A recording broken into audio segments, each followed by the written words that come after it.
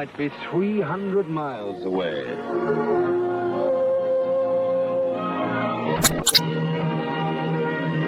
3 million square miles, about the size of the United States, and 246 motorists.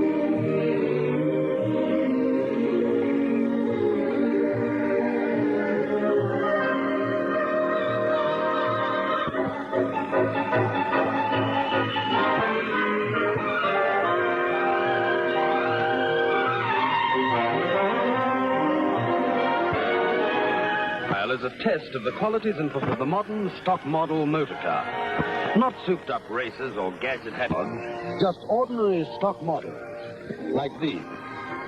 It's a test, too, of the men who drive and navigate them.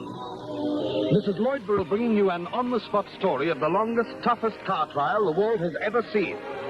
It begins at a large Sydney service station where all cars must be inspected days before the start. This entry is from New Zealand, driven by Kim Burge.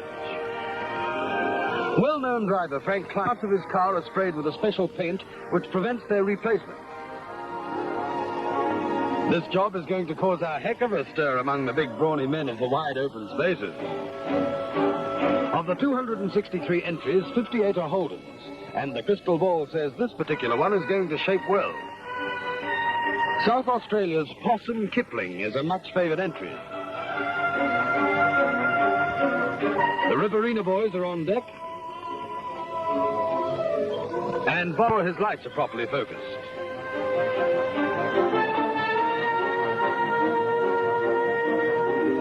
Jack Murray, Bill McLaughlin, navigator Mari Higgs, and Norman Pleasance, trial director. Many drivers have their ignition tested with KLG's special equipment. That motor is giving a good reading.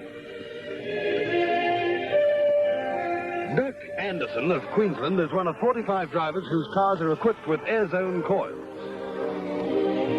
Prizes totaling £200 were offered this beer. As a matter of fact, he won it. This special canned food pack is issued to every car by a well-known manufacturer. We knew it was going to be a long trial, but after all, you can't get to the moon by car, fellows. Yes, anyway. The answer's simple enough. Spacemen to drive space masters. Harassed mechanics after a rush of checking are ready for anything. Well, almost anything. She's a stock model, mister, and not souped up either. Okay, son. Take 10 years start and you're in. One of the two Cinesound Peugeot camera cars carrying the team that put the trial on world screens. Specially designed Lucas lighting with only a 12-volt battery as power source made some remarkable night photography possible. Saville Brothers Holden undergoes pre-trial inspection and driver Jack Davey attaches the official REDEX stencil. Big business takes special interest in the trial, and this firm, for instance, added a prefabricated house to the first prize money of a Sydney entrant, Arthur Gunn of the Silver Jacket magazine.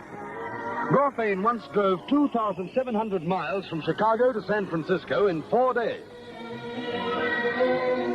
41 Ford vehicles competed, including 11 custom lines and a total of 17 Zephyrs and Consuls. Not forgetting, of course, a certain 1948 Ford to be driven by one Jack Murray. Among the 30 Peugeots is car 111 in charge of Holt Binney of New South Wales. And now, the night before the start, 100 drivers, navigators and crew members assemble for their final briefing. They hear about secret controls from Sporting Car Club President Dan McFarlane, Red Shepherd, managing director of Redex, stresses that this is a reliable, not a speed test. A special plane is to take Sporting Car Club officials from control to control right round the route. Their job will be to straighten out difficulties on each leg of the trial. Looks like they can get started right away.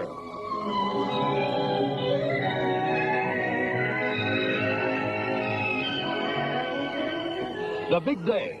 At Sydney Showground, noon, and right on the second, car number 1 is flagged out by English singing star Donald Fears. It's G. Marshall in his standard 8, the first of the 246 starters. The official New Zealand team is second away exactly 2 minutes later. It's going to take 8 hours and 10 minutes to send this field away. E.J. LaFoe is at the wheel of that Space Master.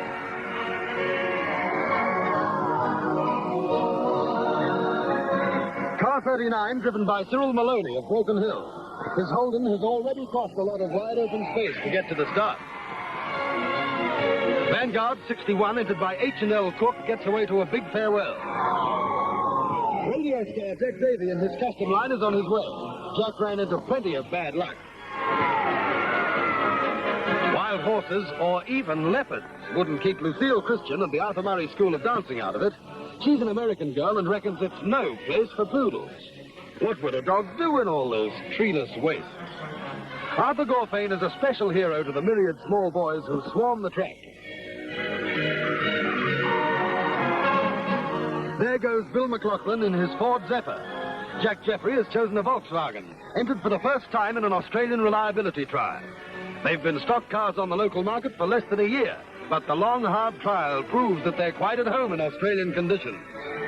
Following Jeffrey is car 152, a Vauxhall Velox, driven by B. West and starting 5 hours behind the leader. That's Doug Parker's Peugeot.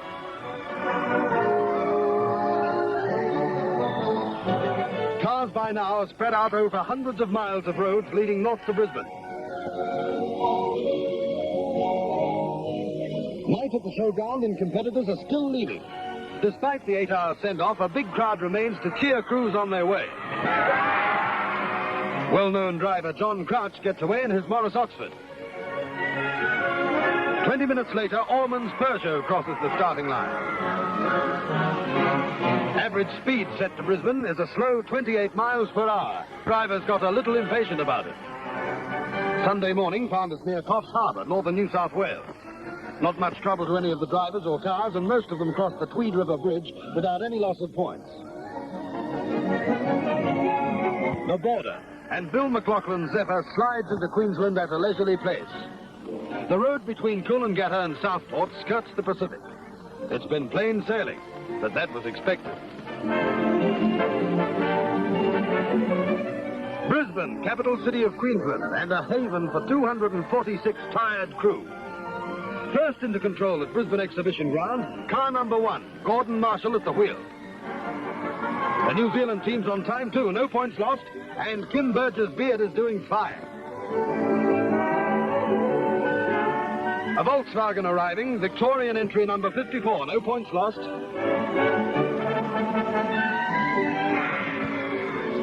Cyril Maloney's crew had their car checked and then head straight for a meal and sleep.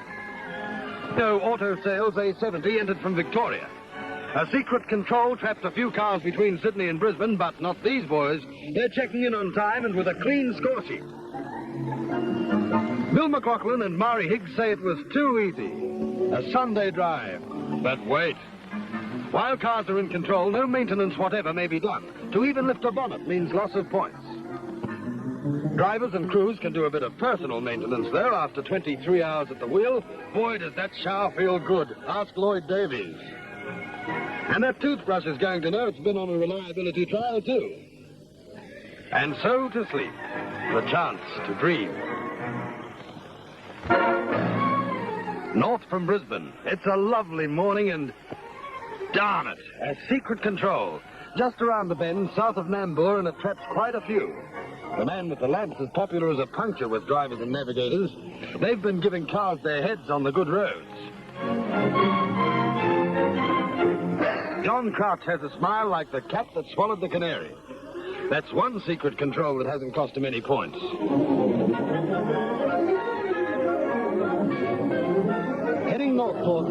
and Bundaberg, cruising through pleasant open country, and from all sides getting that warm, friendly welcome that we are to receive all the way around Australia.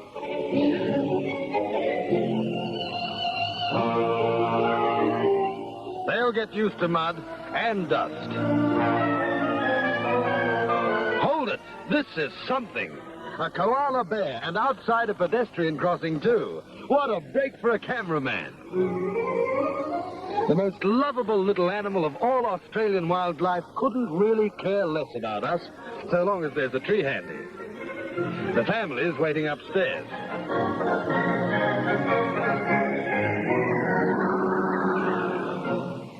Into Maryborough, and there's a big crowd to see us arrive. This is only a checkpoint, so we can't stay. On your way, boys. Bundaberg is 75 miles north. We're deep in the sugar country now, but there's not much time to look it over. Nor for the cane cutters to look us over. And it's getting hot, too. Driver Les Western thinks so anyway. Night comes again as the field surges toward Bundaberg. Our world becomes the small patch of light thrown ahead. Tropical fruit stalls on the highway tell drivers, if they don't know it already, that they're a long, long way from home.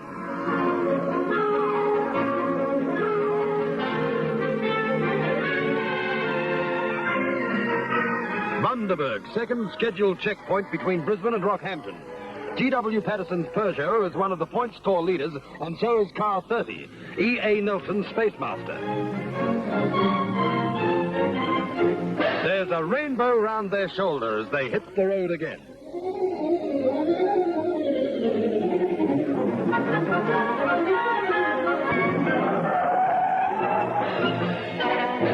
We're going non-stop to Rockhampton. He's non-stop for the borough. Last year's winner, Ken Topman, making fast time. Too fast, maybe. Watch this narrow escape as his car almost goes off the road. That was close, Ken. Driver speed through towns, and the cowboys, of course, don't appear on the route maps. Holt Binney's Peugeot is ahead of schedule, so Binney and his crew stop for running maintenance. From Sydney to the Tropic of Capricorn, we've come more than 1,100 miles in 38 hours, comparatively easy driving time. 91 cars have lost points so far, but we must clap on the pace.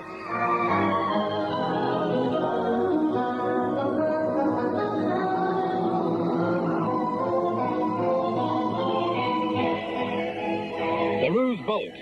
After all, one of their colleagues topped it in the last trial.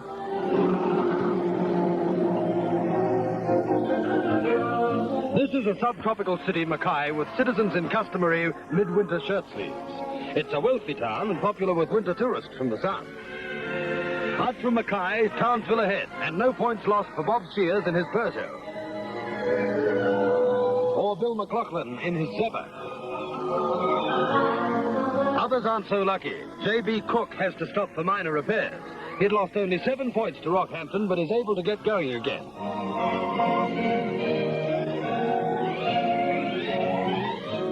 And what's this? Another hold-up? Well, not exactly. It's just a friendly get-together. Driving in the tropics is thirsty work, and that dust takes some settling. At left is Andy Spanner, who later turned his Chevrolet over, was unhurt and got back in the trial. Ace Victorian driver Lex Davidson is always up with the leaders. Close behind as the first clouds indicate that we're nearing the third major control in this grueling trial, Townsville. So far, we've come nearly 1,700 miles, about 1/5 of the entire journey, and more than half the entrants have lost points. Lucille Christian has lost points, but none of her chic.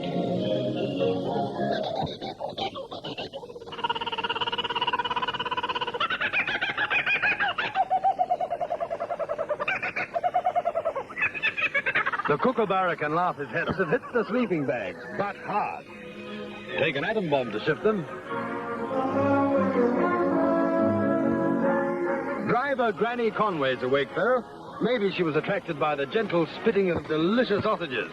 Boy, oh boy, do they look good. They taste fine, too. But while they eat, the birds are away again, heading westward, time bound for Mount Isa, 613 miles away.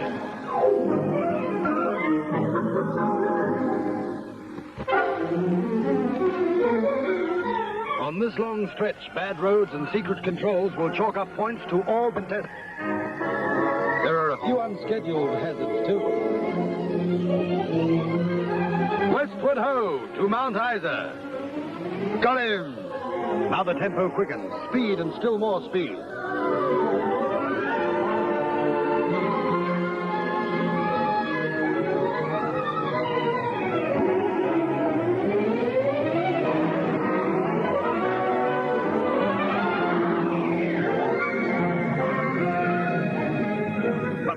Could race over this section, a dried-up riverbed that tests springs and tires. You don't have to be in the trial to get trouble. Sorry, brother, but it's all yours.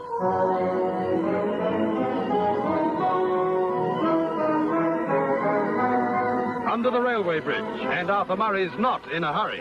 Or driver Lucille Christian isn't. She was forced to drop out on the next leg.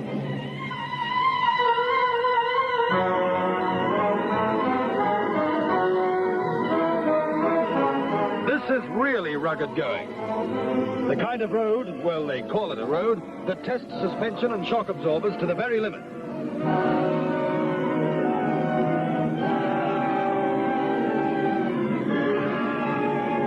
Well out into the Australian bush, and these tracks certainly weren't made for Sunday drivers. They're rough, and the hazard of dust is beginning to take its toll.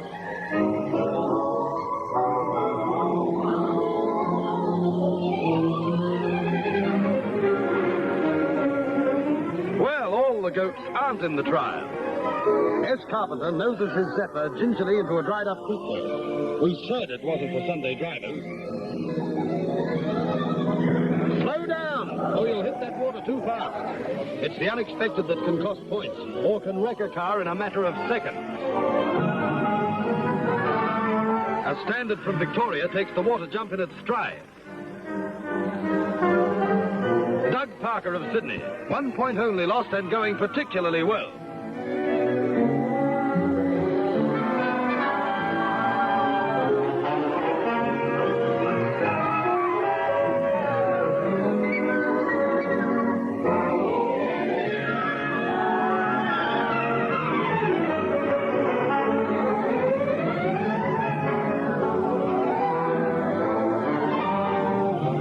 This is a trap for young players, but it's a field day for the locals. They haven't had so much fun since Dooley's bull got loose. The motor's in a stew, but there's no manpower shortage. Give me your shoulder, boys. That's tough. Another pound now, and he's out. A Holden goes straight through with the help of a non-expert team of helpers. They'd stay here all night pushing these city slickers around. Damsels in distress. Life's just too kind. Will they push them out? Will they? Why, they've even sent for a team of Clydesdales. But the big humbler pulled herself out. Come on in. Hang on to your seats and let's get excitement.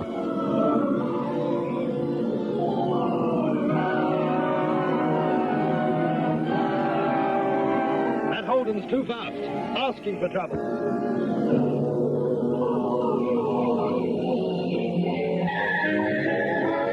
Tough country, brother. It's no wonder they call this a horror stretch. There's a new hazard round every bend.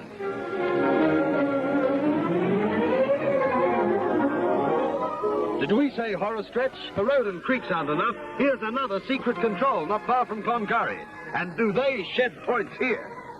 It's truck driver Tommy Solomon. And from that sheepish look, this control is... Paperman Tom Farrell's custom line slides in early too, and it cost co-driver John Jones 25 points. It's their first debit. This brings his points loss up to 358. No wonder he's annoyed. On the horizon, it looks like I'm into trouble. Davey reckons all the officials are in the pay of Bob Dyer. When back from Control Officer Tony Mann, he'll have cracked the jackpot, a total of 108 points to date. E.A. Nelson takes the Spacemaster away after parting with 19 points, all for being too early. Still, there are worse things than secret controls, like having to be towed. We're in the uranium country, and without a Geiger counter, you can almost hear those hills ticking. Here's trouble, miles from anywhere, and his gearbox has had it. Start walking, chum, or the dingoes will get you. Time has to be made up, so Frank Kleinig lets her have it. An MG against the clock. It ran off the road later when its exhausted driver slept at the wheel. Got back in the trial, though. Jack Davey in strife again. It's one of many, but that doesn't make it any easier, does it, Jack? Oh, sorry, Jack. I was only asking.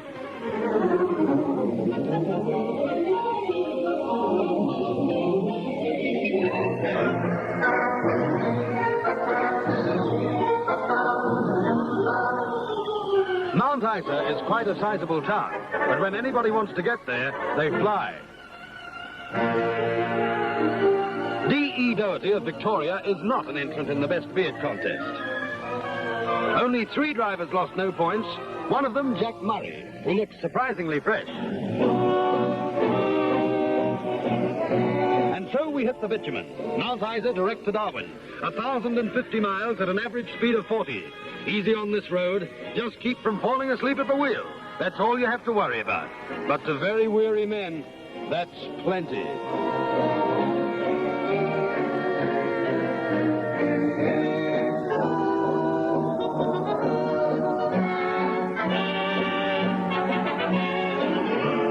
Cars come fast. Brother, they sure do. And disaster strikes where it's least expected. Last year's winner, Ken Tubman, is out of the race with a broken tail shaft, probably weakened by the battering it took in the horror stretch. Now, adding to the tropical heat, scrub fires burn on each side of the highway. Averaging only 2 hours sleep in 24, cameramen are really feeling the strain. And at dawn, we run into Renner Springs. Not even a name to most Australians. The Redex drivers are certainly seeing their country. Any sign of habitation starts to look interesting after a while in the outback, but we must push on, still northward toward Daly Waters.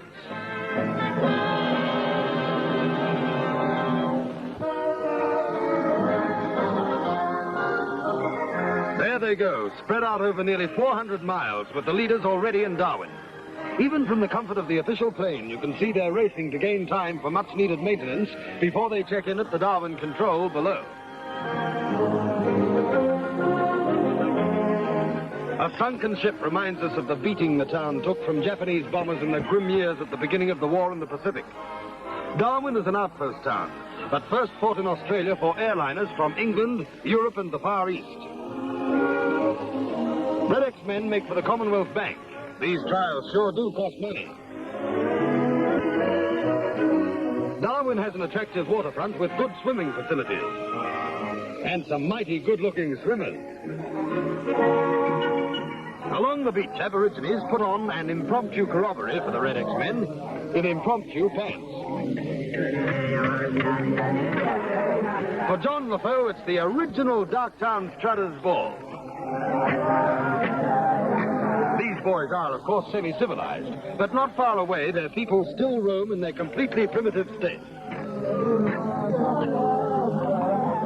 We're off on the 969-mile jump to Christmas Creek, and it's going to be heading really tough.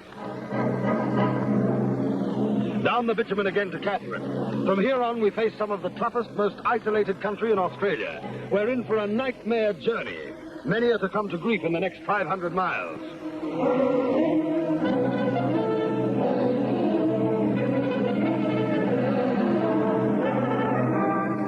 Dust to 3 feet deep, dust that corrodes, sip into engines and men's lungs.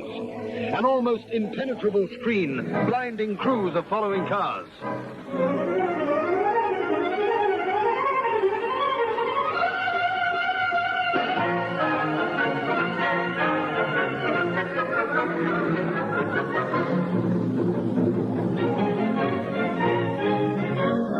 Danger at every corner, the ever-present risk of an uncontrollable skid at a concealed turn.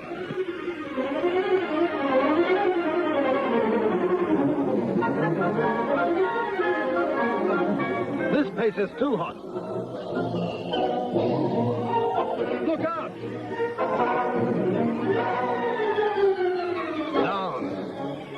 and under the dust like a submarine on a crash dive. After this, the Mount Isa horror stretch was a picnic. Outback Australians watch wide-eyed as the cars stream past. He doesn't want to be in the picture, and he doesn't want to wave either.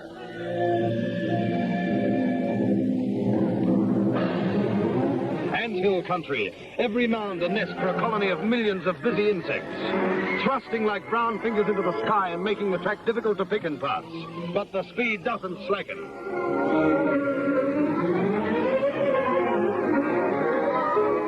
The foe's vanguard, 40 points down and making up time fast. And here's one of the leading Holden teams flashing toward the next control.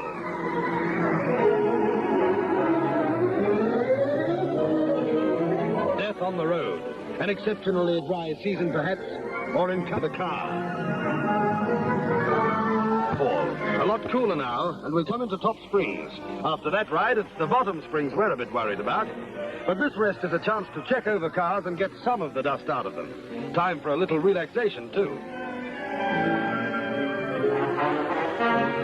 A shrewd desert showman hits up an immediate friendship with one of the teams. Probably has his eye on a celebrity contract, the Top Springs tenor. Peter Antill, the old dog for the hard road, takes care of it. There are no cafes here. It's the back country where a man must fend for himself. 500 miles to the nearest shop. So drivers bring out their canned food packs. They're hungry men, and John Webb, crew member of a custom line from Perth, reckons that even the food Mother cooked never tasted better. Ken and Ray Christie in 233 are away before daylight. They hadn't gone far when their headlights found trouble. A Morris Minor driven by E. Roberts, which ran off the road, hit a tree, and was severely damaged. You can't afford one mistake in this rugged country. The strain is severe. An exhausted cameraman is completely out to it in the narrow bunk in the car. But his mate's alert when a roo hops up. We flash on our special lighting, and kangaroos on the track are a constant menace to night driving. Pull over, Roo, we've got to... Number 8, D. Doherty of Victoria, moves his Zephyr fast.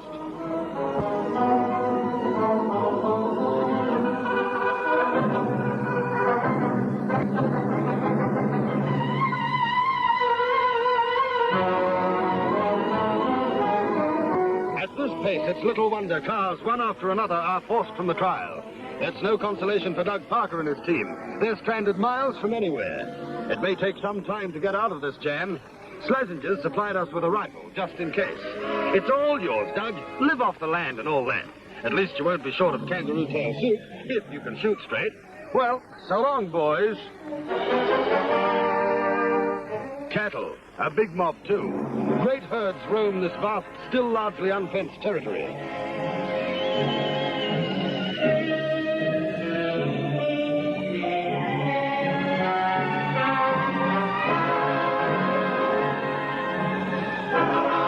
The wide open spaces, with the horizon seeming to stretch away to the rim of the world. Lonely, desolate. Nothing but a lone kangaroo startled by our sudden intrusion into his silent kingdom. They call it the Never Never, back or beyond. The poetry of Bushman's language describing a strange land that for them has an irresistible fascination.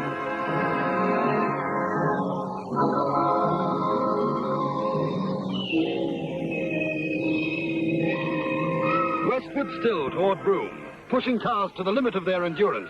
Just watch that Hudson fly.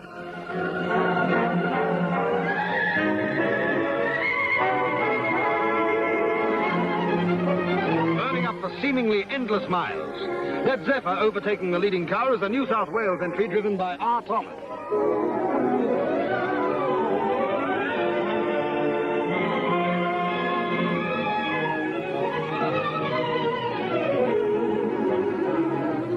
We're getting near stock routes now, and kangaroos on the road have given way to cattle. Stockmen of the Northwest, men who seldom see the city and never have seen a procession of cars like this. The Abbo and his gin and their crude whirly, which is all the home they know or need. Now it's the infernal dust again, as thick as ever it was.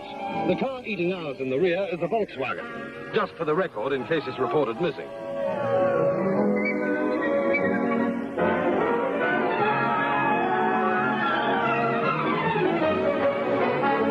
The country here is either bone dry, as it is now, or impassable because of the wet. We're only a few miles from Hall's Creek. There it is now, a mighty welcome sight. Hall's Creek is only a village, and the garage is not pretentious. But the cars get speedy and efficient service from Aborigines tickled to death to have a part in all the excitement.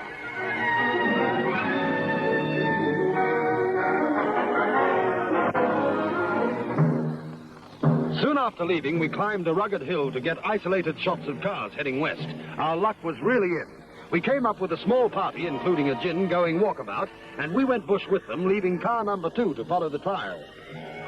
Then, on a distant rocky hill, we saw something that drew us closer. This was the real thing, the primitive Mayol Aborigine in his natural state. This old man is cutting bark to make a woomera, or spear-throwing stick. Stone Age man, untouched and unaltered by 100 centuries and more. He demonstrates how the woomera is used. They gain tremendous leverage from it. Thousands of completely wild Aborigines still roam Australia's vast spaces, practicing their ancient corroboree and tribal rights. They're a proud, dignified, intelligent people whose bushcraft is amazing. Reluctantly, we leave this, to us, superb interlude and hurry back to get on with the job. Dark eyes watch the distant cars, and native minds wonder what new madness has beset the white man who has come to disturb their peace.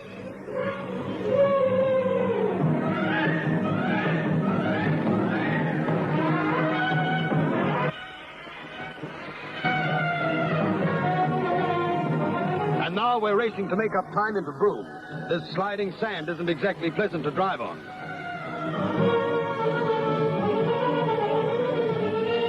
But it isn't dangerous enough to wake a cameraman who's had practically no sleep for more than a week. Back into the dust. When will it end?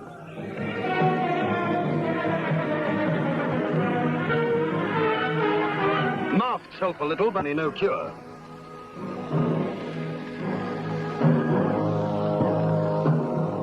We arrive in Broome in time to greet Les Miller. Despite losing no points from Darwin, he says, "Man, I've had it." Nearly halfway through the trial, drivers confessed vehicle controls or horror stretches are sporting more than a week growth. They could be pirates come ashore from Buccaneer Dampier's ship, which touched these shores centuries ago.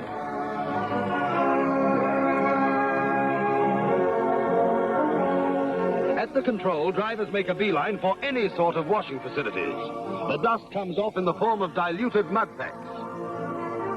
Volunteers of the Country Women's Association cook a special meal that no competitor will ever forget. Tired men these, showing visible signs of a rugged ordeal. 9 continuous days at the wheel to date, 4,652 miles covered. There's a 24-hour rest period here for crews, but unfortunately not for us. Ace Holden driver Lex Davidson takes a look at the pearling luggers in Broome Harbour. Broome has a fascinating history. Great riches in pearls and shell have been taken from the nearby sea. 80 cars have been forced to withdraw up to date, battered and beaten on this trial that has certainly lived up to its name.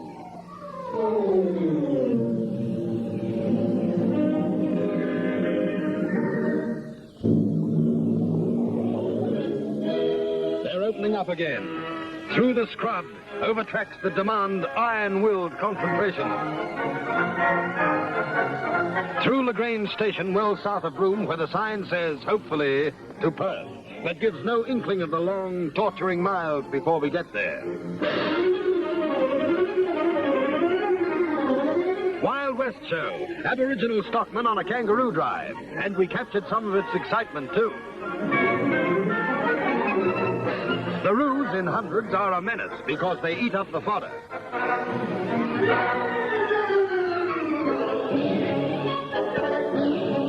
What magnificent action this is. Old man Roo on the run, covering yards in a single bound. But the roos can wait. They're here all the time. This fantastic procession of speeding cars only once.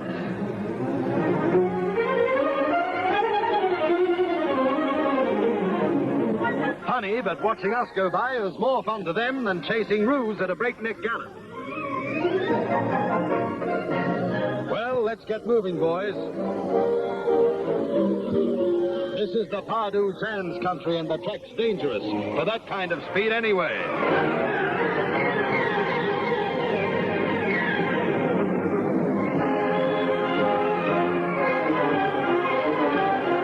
The horses up here are used to having the roads to themselves. You'll have to move some to beat this job, though, Burnborough. It's got a lot more horsepower than you have.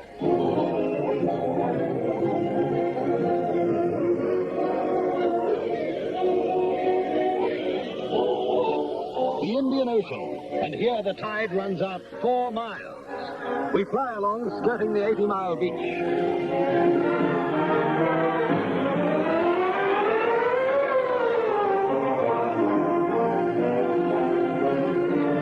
You can really let a car go here, absolutely flat, not a pedestrian for 100 miles, and not a traffic cop for 500.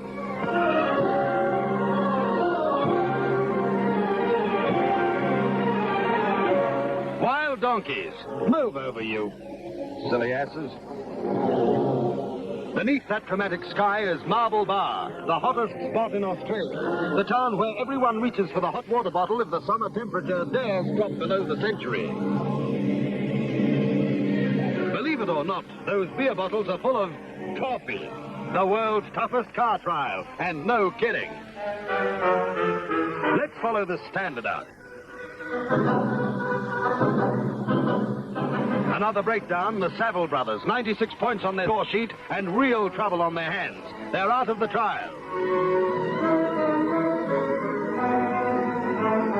A visitor, Cobber, turns a very fishy eye on the whole thing. A plane carrying newspapermen overtakes the long stream of cars. But our cameramen take time off for big game hunting. So that's where Landy got his leg action.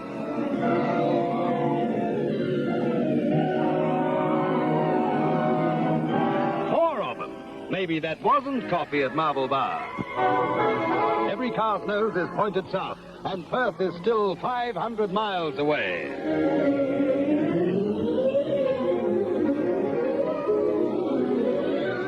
Water at last. A relief to see it again because it heralds our return to civilization.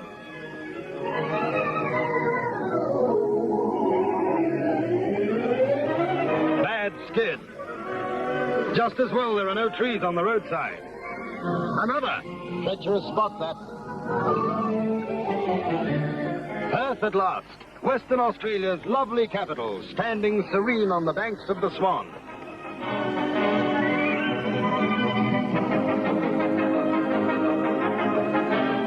Car 257, J.T. Belling's Zephyr, 96 points down. It's tough getting to the control through the crowds, but the mass of people is more evidence of the way this trial has captured public imagination. G. Horner's Custom Line, 45 points lost. He and other crews are interviewed by Curly Bryden, who's bringing the story daily to radio listeners. Jack and Bill Murray are hot news now. Necessity certainly is the mother of invention. At the Perth control, where crews will have a 12-hour break, there's a run on the bank. This unique mobile unit was a much appreciated service. So they draw their money, cash their travelers' checks, and prepare to put the petrol bills back to Sydney. Still one car hasn't lost points. This Ford V8 with Jack Murray at the wheel, setting sail for Sydney with his nearest rival 8 points down. Eastward, through Coolgardie and Kalgoorlie. Eastward for the first time in 13 days. Eastward to Northman. They're mighty frank out in the Golden West.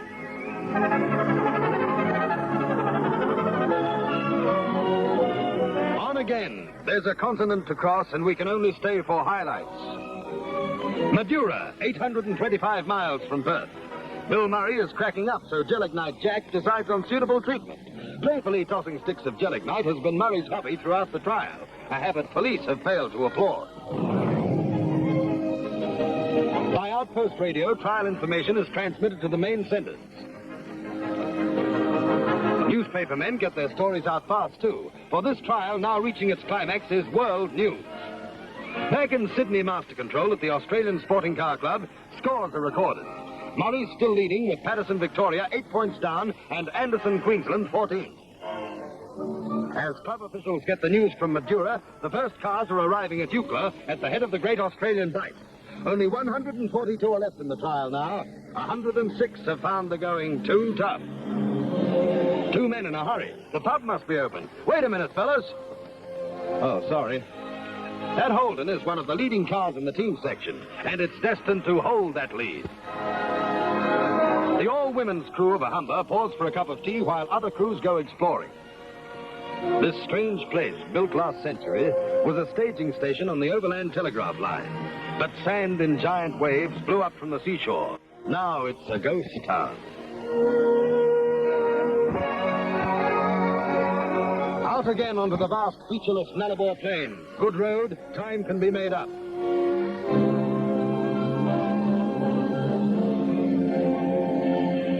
Hold hard. An emergency petrol tank exploded in this Citroën. Driver Frank O'Shea and his co-driver had to make a dramatic leap for life. The car's only 6 months old, but in a few minutes it's a burnt-out shell. Jack Murray picked them up and took them to Adelaide.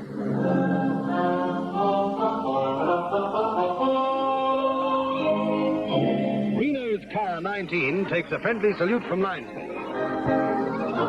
Around the top of Spencer Gulf and finally Adelaide, the city of churches. It's Sunday, but apparently all the people aren't in church. Another big welcome. Cars go into control at Morpethville Racecourse. 2 days to go to the finish, and the best part of 1,400 miles to cover. Next stop is Melbourne, 575 miles away, and we're off again, speeding through Victoria.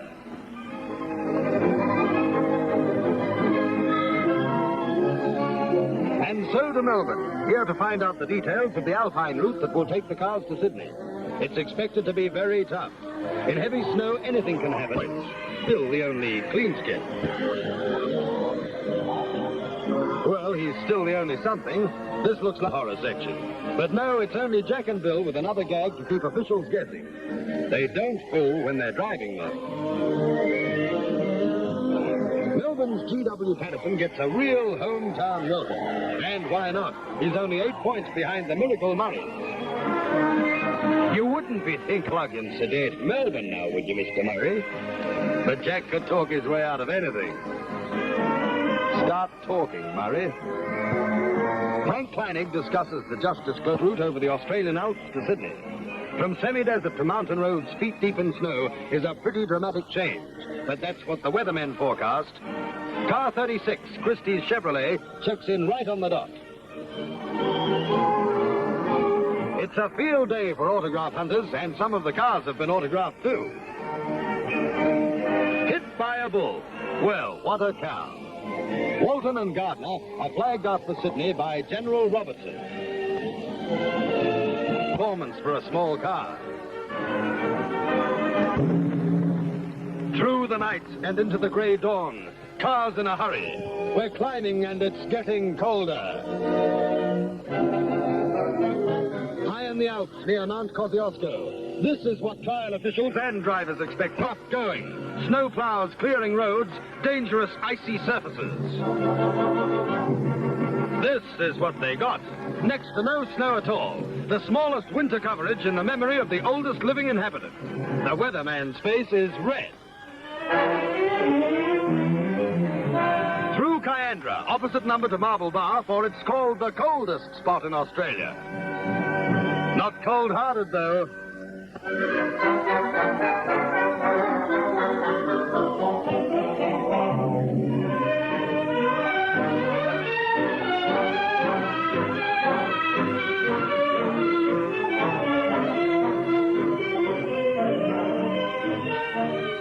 Take no chances, driver. Cross that water slowly and watch the greasy road on the other side.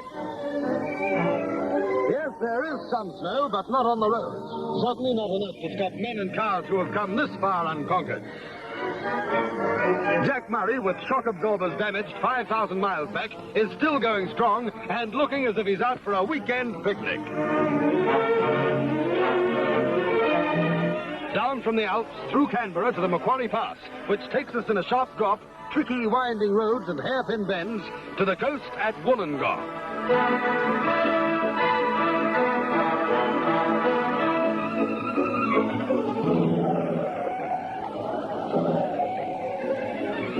They're surely whipping a thrill into the finish, dropping down thousands of feet from the highlands in a matter of minutes.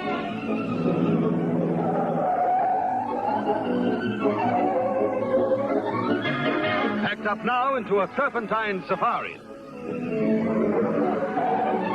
A real test, this, of car, brakes, tires, and driver, especially driver.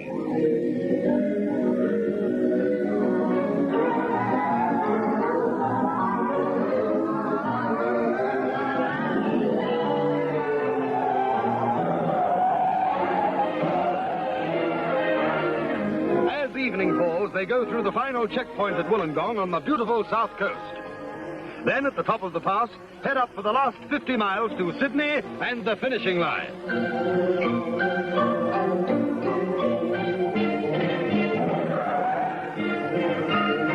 Into the night again, and not far to go. It's cool, and roadside well-wishers gather round log fires to give us a wave and a cheer.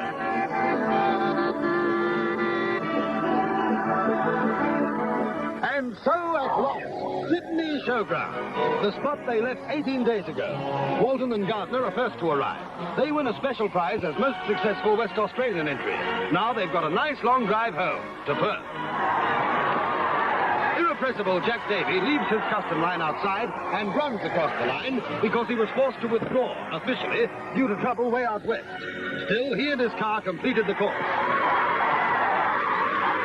Tommy Salmon's Humber, with a loss of 22 points, is second in the big car class. That secret control was costly, wasn't it, Tommy? Tom Farrell and John Jones lost their 25 points for being early at a secret control, too. Their custom line is third in the big car class, and they're very happy about it. Short front and sides, also Rams in the best beer get on-the-spot service. That young shaver, Jack Davey, is fully occupied with fellow New Zealander Bird.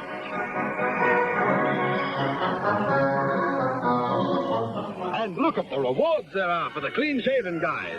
They weren't beaten by a whisker. E. Nelson has driven his step into fourth place in the open section. High up in the placings last year, he is only 19 points down in this trial. Great going for both Nelson and the Vanguard.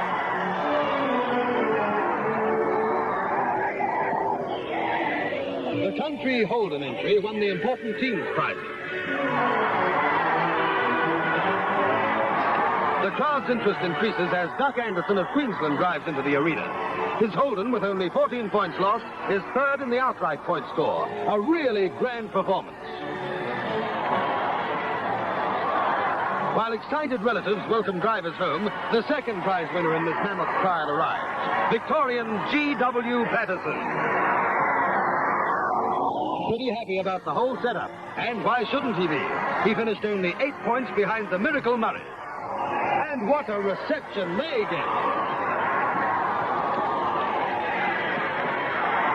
In their 6-year-old Ford V8, they've gone right round Australia without losing a single point. A magnificent achievement. It's been a test of stamina and skill, a test of man and car, over the longest and toughest reliability trial ever attempted.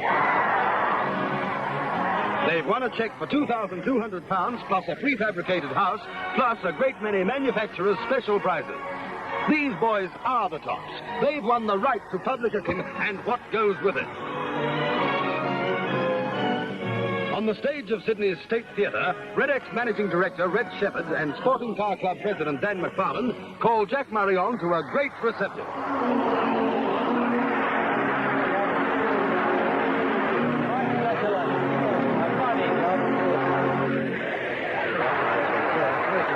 And there's Bill, lead driver.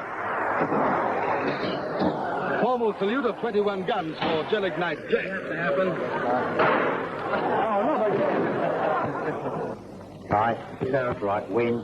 The greatest trial ever held in the world. Thank you, Red.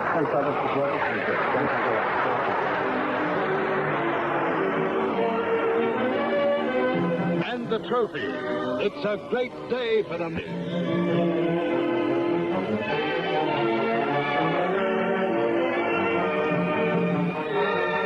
model cars. Their performance in the Redex Trial of 1954 is a tribute to the height to which the giant motor industry is a tribute also to the skill, courage, and endurance of the men who drove them over 9,600 miles on the most grueling, exciting overture in world history.